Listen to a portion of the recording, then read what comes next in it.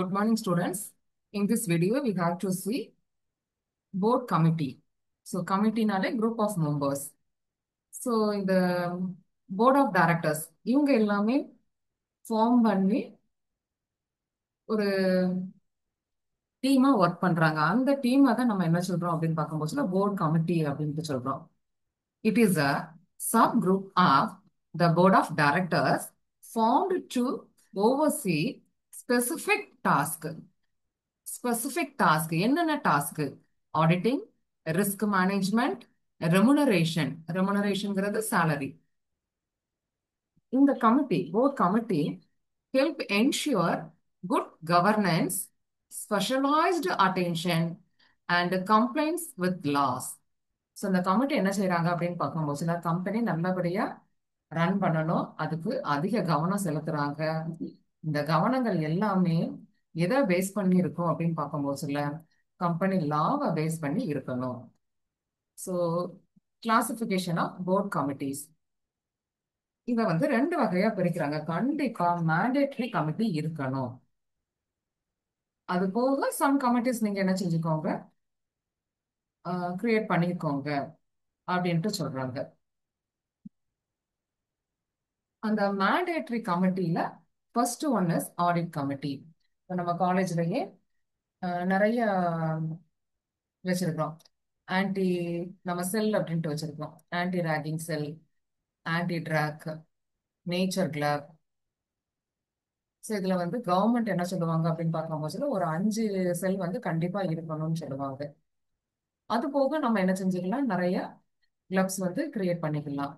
அதே மாதிரி தான் இங்க வந்து இந்த ஆடிட் கமிட்டி கண்டிப்பா இருக்கணும். அதோட section 177. Every listed company and all public company அவங்களோட paid up capital 10 crores or more turnover sales. Turn ஓவர்ன்றது சேல்ஸ் மீன் பண்ணுது. 100 crores ஆர் மோர். அதே மாதிரி அவங்களோட அவுட்ஸ்டாண்டிங் லோன், டிபென்ச்சர், பாரோயிங் இது எல்லாமே 50 crores ஆர் மோர் இருந்தனா கண்டிப்பா இந்த ஆடிட் கமிட்டி இருக்கணும். இந்த ஆடிட் கமிட்டி என்ன செய்யறாங்க அப்படின்னு பார்க்கும்போதுனா ரிவ்யூ ஃபினான்ஷியல் ஸ்டேட்மெண்ட்ஸ் ரிப்போர்ட். இந்த ஃபினான்ஷியல் ஸ்டேட்மெண்ட்ஸ் உண்மையானதா அப்படிங்கிறத அனலைஸ் பண்றாங்க. 3 டைரக்டர்ஸ், இதுல கண்டிப்பா ஒரு இண்டிபெண்டன்ட் டைரக்டர்ஸ் இருக்கணும். 3 டைரக்டர் இருந்துதான் சேர்ந்துதான் இந்த ஆடிட் கமிட்டியை ஃப்ரேம் பண்றாங்க. இவங்களோட பீரியட் என்ன அப்படின்னு பார்க்கும்போது ஒவ்வொரு கமிட்டியும் ஒவ்வொரு வருஷமும் என்ன செய்யணும், ரீஃப்ரேம் பண்ணணும். ஸோ இதுல என்னென்ன டீட்டெயில்ஸ்லாம் இருக்கு அப்படின்னு பார்க்கும்போது எம்ப்ளாயியோட ஒர்க்கரோட எல்லா டீட்டெயில்ஸ் இருக்கணும். கம்பெனியோட ஆக்டிவிட்டியை அவங்க என்ன செய்யறாங்க, இன்வெஸ்டிகேட் பண்றாங்க. எந்த இடத்துல எல்லாம் கம்பெனி வந்து நல்ல விதமா லாபம் கிடைச்சிருக்குது, லீகல் அட்வைஸ் கொடுக்குறாங்க. ரிஸ்க் மேனேஜ்மெண்ட், ரிஸ்க் ஹேப்பன் ஆகுறத என்ன செய்யறாங்க, கம்மி பண்றாங்க. லோன் அண்ட் இன்வெஸ்ட்மெண்ட்டை என்ன செய்யறாங்க, தரவா செக் பண்றாங்க. ஆஸ் வெல் அஸ் ஆடிட்டர்ஸ் ரிப்போர்ட்டையுமே இந்த ஆடிட் கமிட்டி அனலைஸ் பண்றாங்க. Second one is nomination and governance committee. இந்த கமிட்டி என்ன செய்யறாங்க, டைரக்டரை வந்து அப்பாயிண்ட் பண்றாங்க. ஐடென்டிஃபை இவங்கள டைரக்டரா போடலாமா அப்படிங்கிற ஐடென்டிஃபிகேஷன் பண்றாங்க. ஆஸ் வெல் அஸ் எவாலுவேஷன் பண்ணிட்டு இவங்களை அப்பாயின்மெண்ட் பண்றதுக்கு ரெக்கமெண்ட் பண்றாங்க. ஸோ இவங்களோட ஃபங்க்ஷன்ஸ், நாமினேஷன் அண்ட் கவர்னன்ஸ் கமிட்டியோட ஃபங்க்ஷன்ஸ் சேம் தான். டைரக்டருக்கு குவாலிஃபைடு பர்சன் என்ன செய்யறாங்க, இவங்க ஐடென்டிஃபை பண்றாங்க. அவங்களோட பெர்ஃபார்மன்ஸை என்ன செய்யறாங்க, அப்ரைசல் பண்றாங்க, மதிப்பீடு செஞ்சுக்கிட்டே இருக்கிறாங்க. ஆஸ் வெல் அஸ் கவர்மெண்டோட ஸ்டாண்டர்ட், லா, எத்திக்கல் எல்லாமே ஃபாலோ பண்றாங்களா அப்படிங்கிறதையும் அனலைஸ் பண்றாங்க. ஃப்ரேம் ரெமுனரேஷன் பாலிசி, இங்க வந்து சீனியர் இருக்கிறாங்க, எக்ஸிக்யூட்டிவ் இருப்பாங்க, இவங்களுக்குள்ள ரெமுனரேஷன் பாலிசியை இந்த nomination and governance committee frame பண்றாங்க. ஆஸ் வெல் அஸ் ஒரு லீடர்ஷிப், ஒரு சீனியர் லெவல்ல இருக்கிற பர்சன் வந்து ஜூனியரை எப்படி கைட் பண்ணணும் அப்படிங்கிறதையும் இவங்க ஃப்ரேம் பண்றாங்க. தென் டைரக்டர்ஸ்க்கு ஓரியன்டேஷன் ப்ரோக்ராம் வைக்கிறாங்க. எதனால அப்படின்னு பார்க்கும்போது அவங்களோட growth-அ வந்து இன்க்ரீஸ் பண்றதுனால. இன்க்ரீஸ் அவங்களோட growth இன்க்ரீஸ் ஆனாதான் கம்பெனியோட growth இன்க்ரீஸ் ஆகும். இப்போ செமினார்லாம் நம்ம அட்டன் பண்றோம்ல, ஸோ அதனால உனக்கு நாலேஜ் இன்க்ரீஸ் ஆகுது. அதே மாதிரி டைரக்டர்ஸ்க்கு ஓரியன்டேஷனும் வைக்கிறாங்க. நெக்ஸ்ட் கமிட்டி என்ன அப்படின்னு பார்க்கும்போது காம்பன்சேஷன் கமிட்டி. இந்த காம்பன்சேஷன்னா இழப்பீடுங்கிற நேம் கிடையாது, அந்த மீனிங் கிடையாது. இதுல வந்து என்ன செய்றாங்க, பேக்கேஜ். ஒரு டாப் எக்ஸிக்யூட்டிவ்க்கு எவ்வளோ பேக்கேஜ் நம்ம கொடுக்குறோம், போனஸ் எவ்வளோ கொடுக்கணும், கம்பெனி ஒரு ஸ்டாண்டர்ட் கம்பெனினா கண்டிப்பா என்னெல்லாம் செய்யணும், பென்ஷன் நம்ம கொடுக்கலாமா, எவ்வளோ கொடுக்கலாம், அப்படிங்கிற டீடைல்ஸ் எல்லாமே என்ன செய்றாங்க, இந்த காம்பன்சேஷன் கமிட்டி சொல்றாங்க. Review and approval. So compensation committee கொடுத்ததையுமே அவங்க என்ன செய்றாங்க, ஆஸ் வெல் அஸ் ரிவ்யூ பண்ணிட்டு தென் அப்ரூவல் பண்றாங்க. இன்சென்டிவ் பிளான், லீவ் போடாம வந்தா அவங்களுக்கு அமௌண்ட் எக்ஸ்ட்ரா கொடுக்கலாமா, இல்ல மாசம் மாசம் கொடுக்கலாமா, வருஷத்துக்கு மொத்தமா கொடுக்கலாமா, இப்படின்ற பிளான் எல்லாமே என்ன செய்றாங்க, இந்த காம்பன்சேஷன் கமிட்டி தான் ஃப்ரேம் பண்றாங்க. இதுல வந்து ரிட்டையர்மெண்ட் பிளான், ஹெல்த் இன்சூரன்ஸ், பெர்குசிட்ஸ், மானிட்டரியா நம்ம பெனிஃபிட் கொடுக்கலாமா, இல்ல நான் மானிட்டரியா அவங்களுக்கு வந்து என்னென்ன பெனிஃபிட் எல்லாம் கொடுக்கணும், எதுவும் கம்ப்ளைண்ட் ரிசீவ் ஆனனா அதை எப்படி ரெக்டிஃபை பண்ணணும், இப்போ இருக்கிற காம்பன்சேஷனோட பெர்ஃபார்மன்ஸ் எல்லாமே கரெக்டா இருக்கா, இது எல்லாமே இவங்க என்ன செய்றாங்க, அனலைஸ் பண்றாங்க. அடுத்த கமிட்டி என்ன அப்படின்னு பார்க்கும்போது ஸ்டேக் ஹோல்டர் ரிலேஷன்ஷிப் கமிட்டி. ஒரு 1000 share holders, debenture holders, deposit holders இவங்கெல்லாம் இருந்தன்னா இந்த கமிட்டி என்ன செய்றாங்க, ஃப்ரேம் பண்ணணும். மோர் தென் 1000 இருக்கும் சுச்சுவேஷன்ல இந்த கமிட்டி ஃப்ரேம் பண்றாங்க. CSR committee, corporate social responsibility. இது வந்து கண்டிப்பா என்ன செய்றாங்க, எல்லா கம்பெனிஸும் வச்சிருக்கணும் அப்படின்ட்டு நம்மளோட கவர்மெண்ட் என்ன செய்றாங்க, ரூல் கொடுத்துருக்காங்க. 3 இல்ல அதுக்கு மேல டைரக்டர் இருக்கலாம் இந்த கமிட்டில. இதுல இண்டிபெண்டன்ட் டைரக்டர் கண்டிப்பா இருக்கணும். பிரைவேட் கம்பெனியை பொறுத்த வரைக்கும் 2 டைரக்டர் 2 மெம்பர் இருக்கணும். அன்லிஸ்டடோ அகைன் இந்த பிரைவேட் கம்பெனில இண்டிபெண்டன்ட் டைரக்டர் இருக்கணுங்கிறது கிடையாது. ஃபாரின் கம்பெனியா இருந்தனா 2 மெம்பர்ஸ் இருக்கணும். டைரக்டர் வேற, மெம்பர்ஸ் வேற.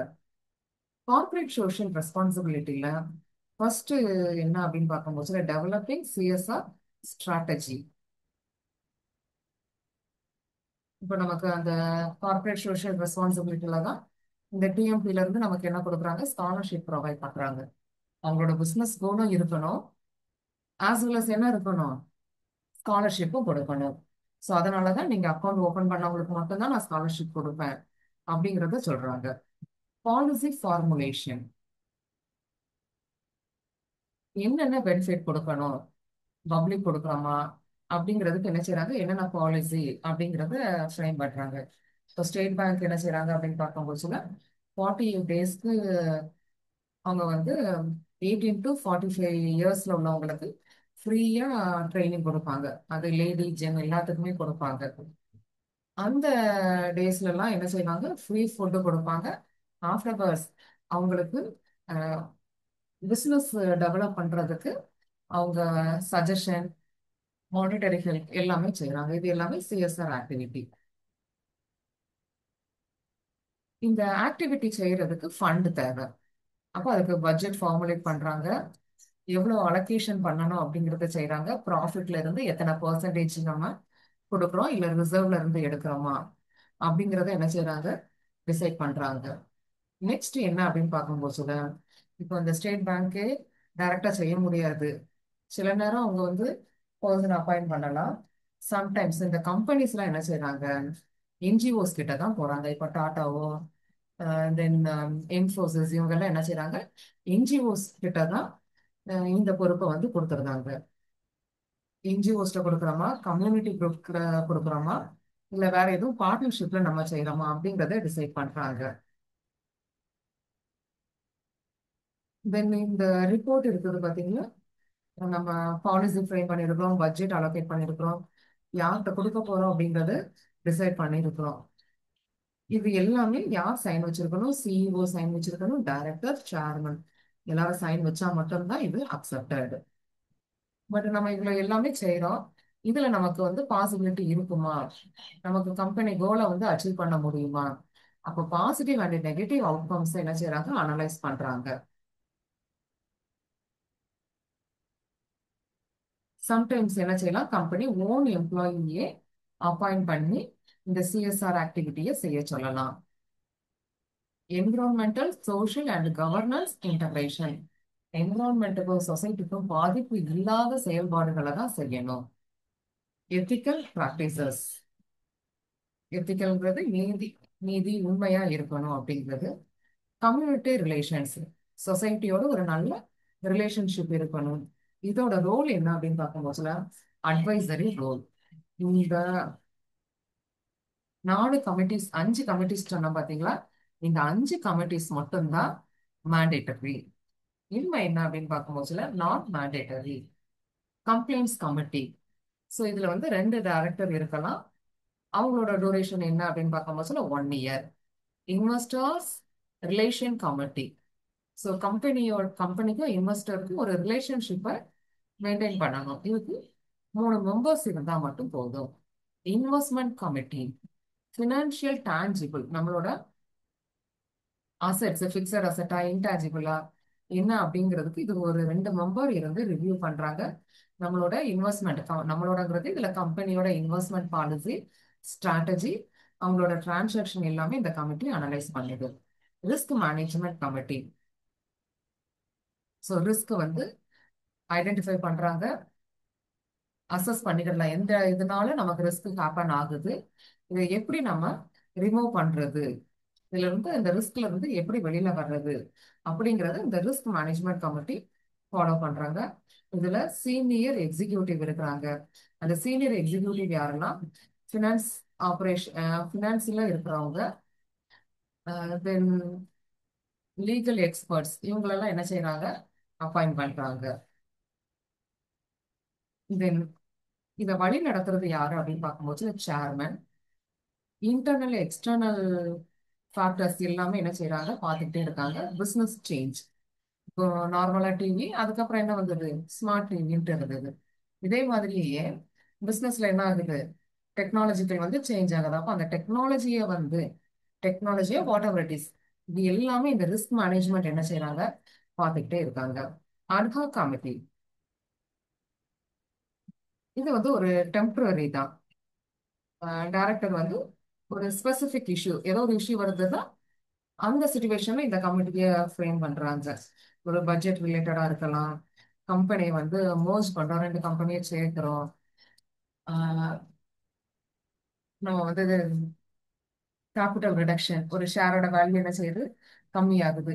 அப்ப அப்படிப்பட்ட சுச்சுவேஷன்ல என்ன செய்யலாம் அப்படிங்கிறதுக்காண்டி இந்த கமிட்டி என்ன செய்றாங்க? ஃப்ரேம் பண்றாங்க. Thank you ma'am.